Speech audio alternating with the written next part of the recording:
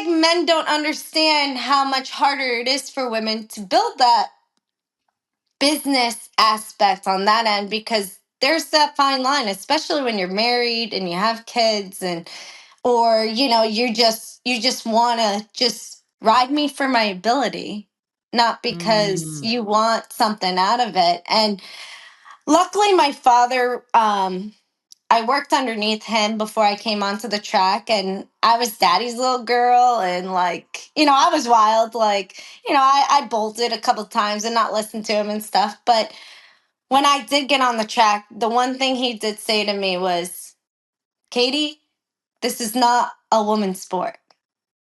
And I know you want to do this, and you were born between three boys, and you're tough.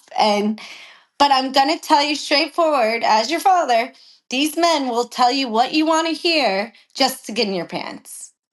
Wow, your dad was no joke. Because he watched it, and he's like, I don't want my little girl in this industry, but I'm going to tell her straight Wow. to her face, and she's going to have to understand that once you do it, everybody's going to expect it in your industry.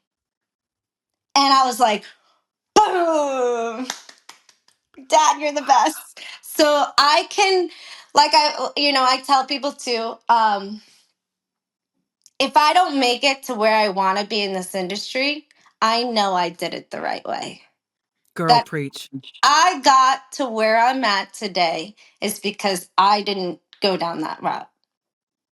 And I Mm. chose it. I chose people to ride me for my ability, not for what I have or what I can give them for that spare minute. And then on top of it, it only, like my dad said, it only lasts so long. So once they're done with you, you're not getting on those horses anymore. And it's like, so as I got older, this is so sad to say, but you realize life in general. And I was like, wow, like, man, if I ever went down that route, it's just stupid because you're risking your life every day.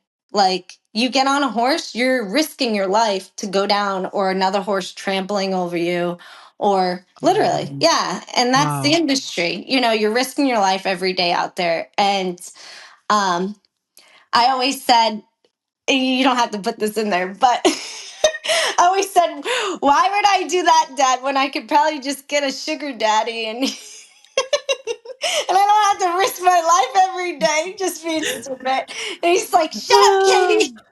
But uh, but it's really sad um how it is, and being in a male dominant sport, and then it's any industry too, where the male's Yeah. up top, and hey, come out to dinner with me, and this and that, and you know.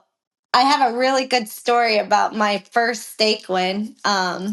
Do it. Do it. We want to hear all the stories, all of them.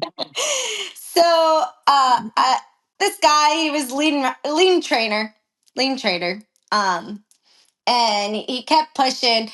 Come on, let's go out to dinner. Let's go out to dinner. When are we going to dinner? And I'm like, oh, and I'm like, yeah, no, yeah, I'm good. Like, yeah, no, and kind of punch him in the arm and like be that dork, like manly but girly at the same time. That fine line where you're like, give me your Yeah, because you're, horses. I want to yeah, ride for you, but I don't want to go to dinner with you. Like, so my dad always say, use him for his money. So you gotta have to play, but you can't cross the line. yeah. So I call my dad one day and I'm like, Dad, this guy, he don't stop. And he's like, what, Katie, what's wrong? And I was like, he wants to take me out to dinner, but I just want to win races and it doesn't stop. And he's like, well, Katie, tell him you'll go out to dinner with him when you win your first steak race. Right. And he tells me something else. And I said, oh my God, that's awesome. Yeah, let's do it. Let's do it. So he put it out there again, and he goes, because, winning steak races pushes your career forward, Okay. showing that you have ability as a woman rider to win steak races, higher purse money, higher pressure. It's a Just, big deal. it's a big deal. So I'm Yeah. like, I want to win a steak race. And he goes, tell him that, Katie. But he told me something else, and I'm like, oh, great idea. This is awesome. So I told him, and he's like, yes, all right, I got a horse for you. I got a horse for you. And he's all excited. And I'm like, yeah, cool. Okay, see you later. And I like leave the barn and I'm trucking out. I'm like, I got this guy. I'm going to win my first stake wish. And so a week before, I ended up going down a horse. He took a bad step and I ended up going over him and I popped my collarbone out. And so I'm laying there looking at the sky and I'm like, wow, the sky's so beautiful. I'm fine. There's nothing wrong with me. So I ended up going into the ER and I picked up the flu.